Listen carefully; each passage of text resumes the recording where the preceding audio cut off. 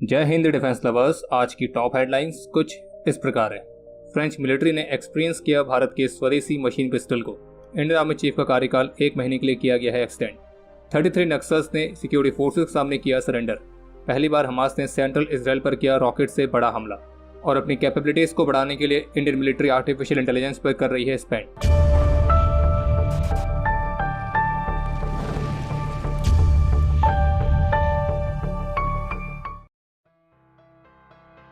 भारतीय रक्षा मंत्रालय की तरफ से दी गई जानकारी के मुताबिक आज 26 मई को भारत की अपॉइंटमेंट्स कमेटी ऑफ कैबिनेट ने Indian army chief general Manoj Pande का जो कार्यकाल है उसे 1 महीने के लिए एक्सटेंड करने का फैसला लिया है। जानकारी के लिए आपको बता दें कि Indian army chief general Manoj Pande 31 मई 2024 को रिटायर होने वाले थे, लेकिन अब उनकी सर्विस को 1 महीने के लिए यानी कि 30 जून 2024 तक के लिए एक्सटेंड करने का निर्णय लिया गया है। और ये फैसला हुआ है आर्मी रूल्स 1954 के रूल 16A4 के तहत। और बाकी जनरल मनोज पांडे के बाद इंडियन आर्मी का अगला चीफ कौन होगा तो उनके नाम की घोषणा अभी तक भारत सरकार की तरफ से ऑफिशियली नहीं की गई है। बाकी इसके अलावा एक अपडेट यह है कि मेघालय में आयोजित की गई इंडियन आर्मी और फ्रेंच आर्मी की जॉइंट मिलिट्री एक्सरसाइज शक्ति के 7वें एडिशन का भी आज समापन हो चुका है। और आज इस एक्सरसाइज की क्लोजिंग सेरेमनी के दौरान दोनों देशों के tri service observer delegation group ने फाइनल वैलिडेशन को विटनेस किया। और आज इस जॉइंट मिलिट्री एक्सरसाइज की क्लोजिंग सेरेमनी के दौरान भारत ने फ्रेंच मिलिट्री ऑफिशियल्स के सामने अपने कुछ स्वदेशी हथियारों को भी डेमोन्स्ट्रेट किया, जिसमें से एक है भारत की अपनी स्वदेशी 9mm की ASMI मशीन पिस्टल, जिसे DRDO की मदद के साथ इंडियन आर्मी के ही लेफ्टिनेंट कर्नल प्रसाद बंसोद ने स्वदेशी तौर पर विकसित किया है। और इस गन के पार्ट्स के प्रोडक्शन के लिए काफी व्यापक रूप से 3D प्रिंटिंग टेक्नोलॉजी का इस्तेमाल भी किया गया। कल शनिवार को छत्तीसगढ़ में बस्तर डिवीजन के बीजापुर डिस्ट्रिक्ट में 33 नक्सलाइट्स ने सिक्योरिटी फोर्सेस के सामने सरेंडर किया है। और सरेंडर करने वाले नक्सल्स में से 3 ऐसे हैं जिनके सर पर 5 लाख रुपए का इनाम था।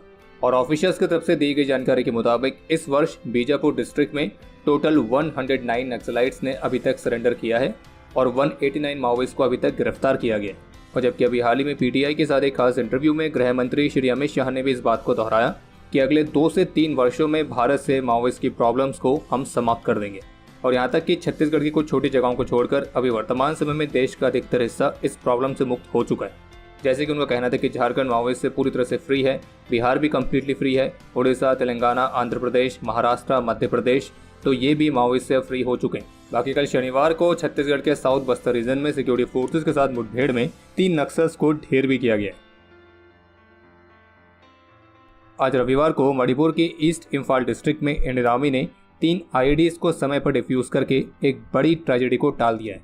और इन तीनों IEDs को आर्मी ने ईस्ट इम्फाल डिस्ट्रिक्ट में अपने रूटीन एरिया डोमिनेशन और सर्विलेंस ऑपरेशन के दौरान रिकवर किया था।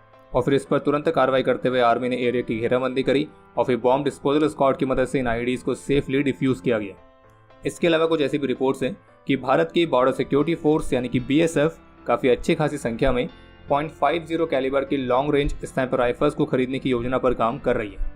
बाकी वर्तमान समय में BSF की सर्विस में विध्वंसक anti material rifle, Steyr SSG 69 bolt action sniper rifle और बैरेट M82 जैसी राइफल्स मौजूद हैं। और खैर बाकी अगर आप यहाँ तक वीडियो देख चुके हैं तो वीडियो को लाइक जरूर करें और squadron.in पे जाके कारगिल का नया कलेक्शन चेकआउट करना ना भूलें, लिंक डिस्क्रिप्शन में दिया गया है। आज रविवार को राफा से सेंट्रल इजराइल और तेल अवीव की तरफ रॉकेट से एक बहुत बड़ा हमला लॉन्च किया गया है। और इन महीनों में पहली बार है जब हमास के द्वारा इतनी बड़ी संख्या में रॉकेट से तेल अवीव की तरफ भी हमला किया गया। और इस रॉकेट अटैक की जिम्मेदारी हमास ने उठाई है। और ये हमला भी एक ऐसे समय पर हुआ है जब अभी हाल ही में सदर्न इजराइल से सहायता पैकेज को लेकर जा रहे ट्रक्स का नया बैच गाजा में एंटर हुआ था। और इस हमले को लेकर इजराइल डिफेंस फोर्सेस के ऑफिशियल ट्विटर हैंडल से ट्वीट किया गया है, जिसमें यह लिखा गया है कि आज सुबह कैरम शालोम क्रॉसिंग के माध्यम से गाजा में मानवीय सहायता जा रही है और अब इस मानवीय सहायता के बदले सेंट्रल इजराइल पर रॉकेट दागे जा रहे हैं।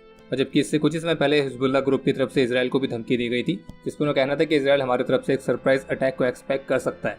बाकी हमास के इस लेटेस्ट हमले के रिस्पॉन्स में इजराइल अब किस तरह का रिस्पॉन्स देने वाला है तो इसका हर किसी को इंतजार है। इसके अलावा एक अपडेट यह है कि अभी हाल ही में चीन ने जो ताइवान के चारों तरफ पनिशमेंट ड्रिल्स नाम से जॉइंट मिलिट्री एक्सरसाइज आयोजित करी थी, तो चीन की इस एक्सरसाइज को लेकर US एक्सपर्ट्स का यह मानना है कि चीन ताइवान के पास इस तरह की लार्ज स्केल मिलिट्री ड्रिल को एक रेगुलर मूव की तरह बनाने का इरादा रखता है। और आने वाले समय में ताइवान के पास इस तरह की चाइनीज मिलिट्री ड्रिल्स बहुत रेगुलर बेसिस पर हो सकती हैं। फॉक्स न्यूज की तरफ से जारी रिपोर्ट के मुताबिक कि भारत एक राष्ट्रीय संप्रभु आर्टिफिशियल इंटेलिजेंस कैपेबिलिटी बनाने के लिए अपने स्वयं के प्रयासों को आगे बढ़ा रहा है, जिसका उपयोग डिफेंस पर्पस के लिए किया जा सकता है। और इंडियन मिलिट्री में आर्टिफिशियल इंटेलिजेंस के इस्तेमाल को लेकर भारत के कई सारे एम्बिशियस प्लान्स हैं। और 2023 की रिपोर्ट के मुताबिक भारत आर्टिफिशियल इंटेलिजेंस में एनुअल बेसिस पर $50 मिलियन के आसपास स्पेंड कर रहा है, लेकिन ये भारत के प्राइमरी स्ट्रेटेजिक चैलेंजर जो कि चीन है उसकी तुलना में पर्याप्त नहीं है, क्योंकि चीन इसी सेम सेक्टर में इसे 30 गुना ज़्यादा स्पेंड कर रहा है। और जबकि कुछ एक्सपर्ट्स को तो ये मानना है कि चीन के पास एक रोबोट आर्मी भी है जिसमें मल्टीपल ऑटोनोमस ड्रोन्स उनके आर्सेनल में मौजूद हैं। लेकिन एक्सपर्ट्स ये भी मानते हैं कि जो ऑटोनोमस सिस्टम्स हैं तो उनको एक बड़े पैमाने पर इस्तेमाल करने के लिए लगभग 5 से 10 वर्ष अभी और लगेंगे।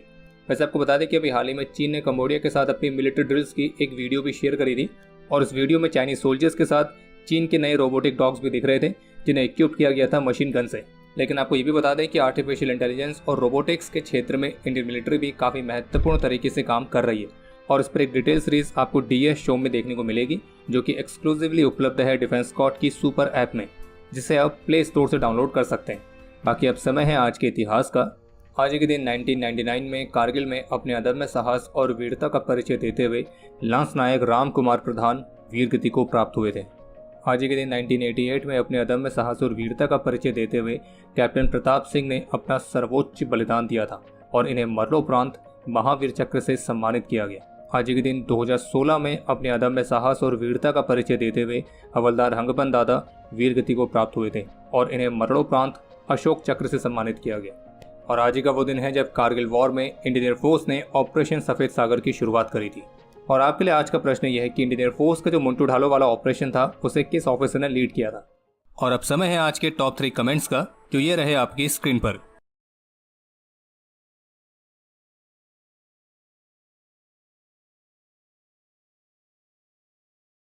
तो हमारे आज के इस एपिसोड के लिए इतना ही। उम्मीद है आपको एपिसोड पसंद आया होगा। पसंद आया तो वीडियो को लाइक जरूर करें। कोई भी सुझाव या सवाल हो तो उसके लिए कमेंट सेक्शन ओपन है।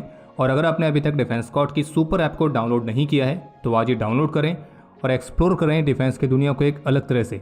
बाकी जल्द ही मिलेंगे नए एपिसोड के साथ। तब तक के लिए जय हिंद, जय भारत।